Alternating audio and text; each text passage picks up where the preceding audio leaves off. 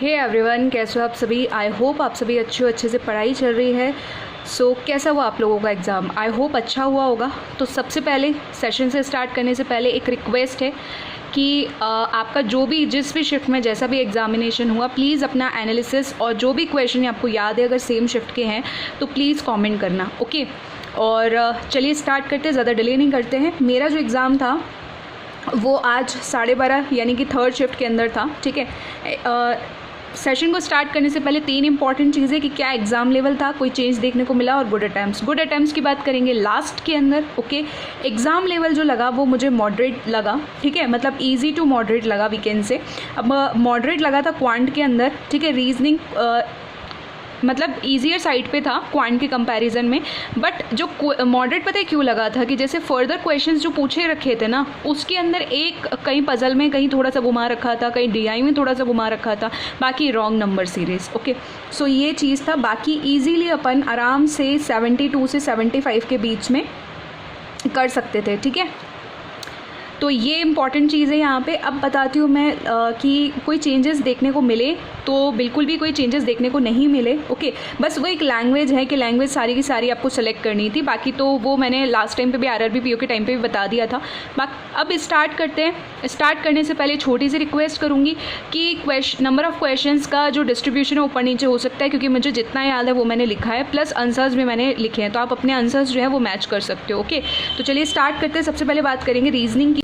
तो puzzle and ऐसे जो पूछ रखे थे वो 3 थे। सबसे पहले मंथ बेस्ड पजल थी जिसमें अगस्त, अक्टूबर, नवंबर दे रखा था। तो इसके अंदर एन और टी अगस्त के अंदर थे, जेड और एस जो है अक्टूबर, एल और ए जो थे वो नवंबर के अंदर थे। इसमें एक क्वेश्चन था, आई थिंक 3rd नंबर का क्वेश्चन था, वो मैंने स्किप कर दिया था, वो मुझे समझ नहीं आ रहा था, ऑड वन आउट वाला। उस वक्त माइंड वर्क नहीं कर रहा था उस क्वेश्चन को लेकर के, तो वो मैंने स्किप कर दिया, ठीक है। इसमें 2 डेट्स दे रखी थी आपकी, तो आंसर मेरा कुछ ये आ रहा था। तो एन और टी सेम मंथ में थे, इसी तरीके से 5 क्वेश्चन थे इसके। फिर बात करते हैं लीनियर जो है वो सिंगल रो था, नॉट फेसिंग थी, 7 पर्सन्स थे। तो इसका जो है ओ एंड पे था लेफ्ट से, और ई जो है राइट से एंड पे था। ये आंसर आ रहा था इसका। 5 क्वेश्चन इसके भी थे, इजी सी थी।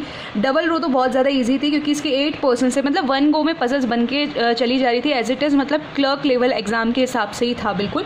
सो आपके साउथ में ये कुछ आ रहा था, ठीक है। एंड आपका नॉर्थ के अंदर इस तरीके का था। इसमें एक क्वेश्चन ही आ रहा था कि ऑड वन आउट का, तो जिसमें आपको बताना था कि मतलब सिंपली सी बात है कि ये जो क्यू एंड ए है एंड पे है, एस और बी भी एंड पे है, तो अगला पर्सन एक था उसके अंदर, अब जो भी दे रखा था वो ऑड वन आउट हो जाएगा। तो ये क्वेश्चन थे इसके, ओके। फर्दर बात करते हैं आगे। जो था डिजिट्स दे रखी थी आपको, ओके। डिजिट्स दे रखी थी और डिजिट्स के अंदर अपन को एक क्वेश्चन दे रखा था। एग्जैक्टली मुझे डिजिट्स याद नहीं है, ठीक है। और वो मतलब एक तरीके से सीक्वेंस ही बन रहा था। पहले सबसे छोटा आएगा, आरओई का मतलब यहाँ पे मैं बता रही हूँ आपको कि क्या होगा, 1 होगा, देन 2 होगा, फिर 3 होगा, फिर 4 होगा। इस तरीके से आपको इंक्रीजिंग ऑर्डर में सेट करना था। उसका आंसर एक ही आ रहा था, 6 जो था वो ही अपनी प्लेस पे था, बाकी सब चेंज हो गए थे। उसके बाद में एक वर्ड दे रखा था, I am unable to recall that word right now.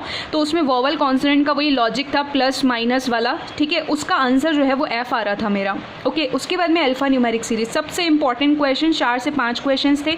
इसमें स्क्रोलिंग थी या नहीं थी? बिल्कुल भी स्क्रोलिंग नहीं थी, सिर्फ डिजिट्स थी, ओनली डिजिट्स दे रखी थी, कुछ और नहीं दे रखा था, ओके। जिसमें एक क्वेश्चन था जिसका आंसर मेरा मोर देन 4 आ रहा था, जिसमें ऑड इवन का पूछ रखा था कि मतलब कितना क्या है, ओके। और एक क्वेश्चन है जिसमें मल्टीप्लिकेशन पूछा था, उसका आंसर मेरा 10 आ रहा था, ओके। तो ये वाला 2 क्वेश्चन का आंसर मुझे याद है। फिर बात करते हैं इनइक्वलिटी की। इनइक्वलिटी बहुत इजी थी, 3-4 क्वेश्चंस थे, आराम से इजीली बन जा रहा था। उसके बाद थे स्लॉक्स के 2 या 3 क्वेश्चंस थे, जिसमें एक ग्रेन वाला क्वेश्चन था जो थोड़ा कन्फ्यूजिंग था, ठीक है। उसका आंसर मैंने पहले नेदर लगाया था, फिर बाद में जब मैंने मार्क फॉर रिव्यू करके रखा, उसको चेक किया तो उसका आंसर ओनली फर्स्ट आ रहा था, ग्रेन करके कुछ था, ओके। उसके बाद में बात आती है डायरेक्शन एंड डिस्टेंस की, बहुत ज़्यादा ईजी, 2 से 3 क्वेश्चन थे। उसमें एक क्वेश्चन था मतलब ऑड वन आउट में जब आप देखोगे ना तो उसमें जैसे ई और एफ जो है ना, मतलब ई के साउथ में आ रहा था एफ, इस तरीके से कुछ था। तो वो वाला जो आपका ऑप्शन था ना वो ऑड वन आउट बन रहा था। बाकी में जैसे नॉर्थ वेस्ट या नॉर्थ ईस्ट इस तरीके का जो है ना, बाकी 4 ऑप्शंस में इस तरीके का आंसर आ रहा था, ओके। ये था। फिर ब्लड रिलेशन के 3 क्वेश्चन थे जिसका answer sister in law, father and cousin, ये आ रहा था मेरा, तो ओके। आपका क्या आ रहा था प्लीज़ कॉमेंट करके बताना, ओके। बाकी मैंने रीजनिंग को 2 से 3 बार चेक कर लिया था, वहाँ पर इतना टाइमिंग था, ठीक है। अब वो बताती हूँ कि वो टाइमिंग मैंने कहीं और क्यों नहीं डिवोट किया, 4 क्वेश्चंस करने में क्यों नहीं डिवोट किया, वो लास्ट में बताऊँगी। ओके, फिर वर्ड फॉर्मेशन का क्वेश्चन था, उसका आंसर ट्रिक बन रहा था, लेकिन मैं बिल्कुल भी श्योर नहीं थी, मुझे लग रहा था कि कहीं मेरा गलत ना हो जाए, बस इसलिए मैंने क्या किया, इसको स्किप कर दिया। एक मैंने बताया पजल के अंदर मैंने एक क्वेश्चन स्किप किया और एक यहाँ पे ये वाला चीज़ स्किप किया। उसके बाद में चाइनीज़ कोडिंग डिकोडिंग थे, बहुत ज़्यादा इजी आ रखे थे, बस इसमें एक दो मतलब ऐसे वर्ड्स थे जिनका आई डोंट नो क्या वर्ड्स थे, वो अभी मुझे याद नहीं है, आई थिंक विथ था उसमें एक, तो उनका मतलब करेक्टली उसका जो कह सकते कोड फाइंड नहीं हो रहा था, तो वो तो अपने को क्वेश्चन के हिसाब से अपन को कर लेना होता है, ठीक है।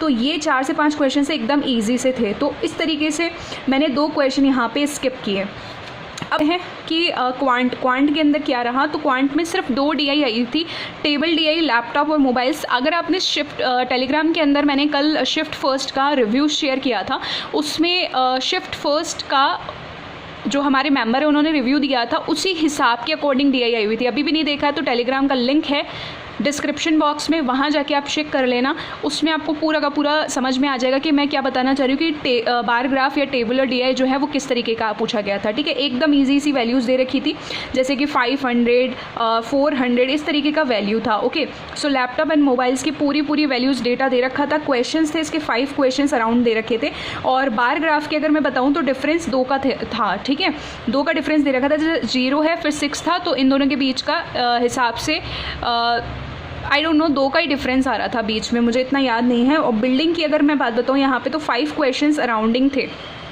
ओके, अब यहाँ पे एक क्वेश्चन का आंसर 436 के आसपास 636 के आसपास आ रहा था, और एक क्वेश्चन का आंसर अप्रॉक्स में 39% आ रहा था। अब वो दोनों DI में से किसके अंदर का क्वेश्चन था वो मुझे इतना याद नहीं है, ठीक है। अगर आपको याद है तो प्लीज़ कमेंट करके बताना। ओके, 5 क्वेश्चंस पूछ रखे थे मेरे ख्याल से, मुझे जितना याद आ रहा है, तो मैंने 2 ही करे अटैम्प्ट, ठीक है, जिसमें यहाँ तो 120 रॉन्ग है, बाकी इसको एक बार आप सॉल्व करके देख लेना।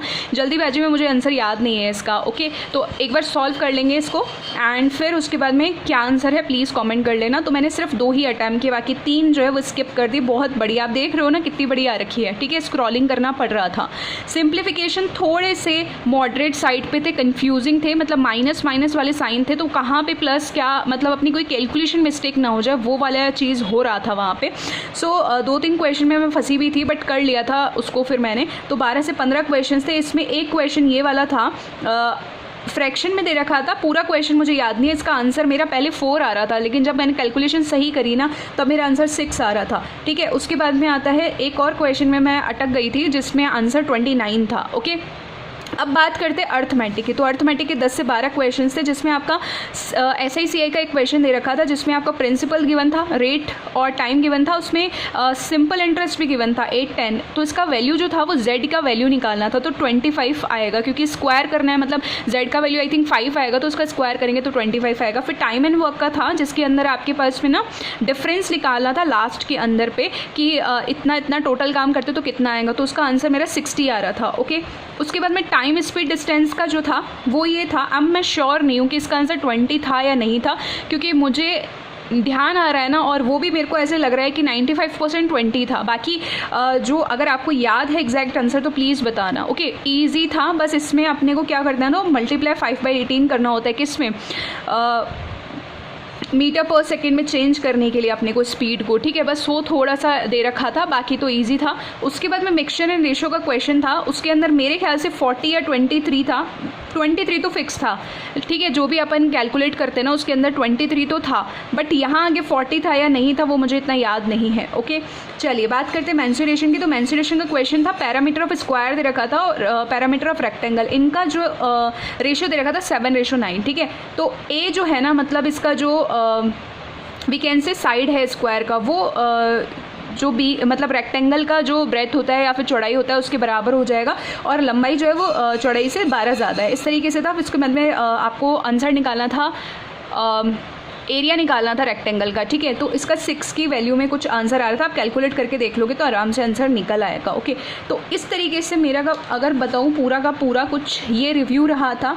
काफ़ी मतलब अगर अपन थोड़ा सा और कंसंट्रेट करती ना 2 से 3 क्वेश्चंस में, तो मैं आराम से ना अराउंड 78 कर सकती थी। तीनों के अंदर मैंने 38 किया, क्योंकि रीजनिंग में मैंने आपको बता दिया कि 2 मैंने कहाँ स्किप किए। ओके, एंड क्वांट के अंदर मेरा जो 2 स्किप हुआ है वो मुझे लग रहा है कि शायद मैंने रॉन्ग नंबर सीरीज़ में किया, तो फिर शायद रॉन्ग नंबर सीरीज़ में 4 क्वेश्चंस के राउंडिंग होंगे, ऐसा कुछ मुझे लग रहा है, या मे बी कुछ ऊपर नीचे हुआ होगा यहाँ से, कोई दिक्कत नहीं है। बट मैंने 2 क्वेश्चंस छोड़ दिए हैं, तो इस तरीके से मेरा ओवरऑल 76 अटैम्प्ट हुआ है। अब एक्यूरेसी है यहाँ पे, बट देखो नॉर्मलाइजेशन एक फैक्टर है, फिर चीज़ें जो ईजी शिफ्ट आ रही हैं या जो मॉडरेट शिफ्ट आ रही है उसको बैलेंस करके निकाले जाएंगे। तो होप फॉर द बेस्ट, अब जो भी होता है देखा जाएगा। बट स्टिल यहाँ पे ये क्या है कि अपन को अपना बेस्ट देना था, तो मैंने अपना बेस्ट देने की कोशिश करी यहाँ पे।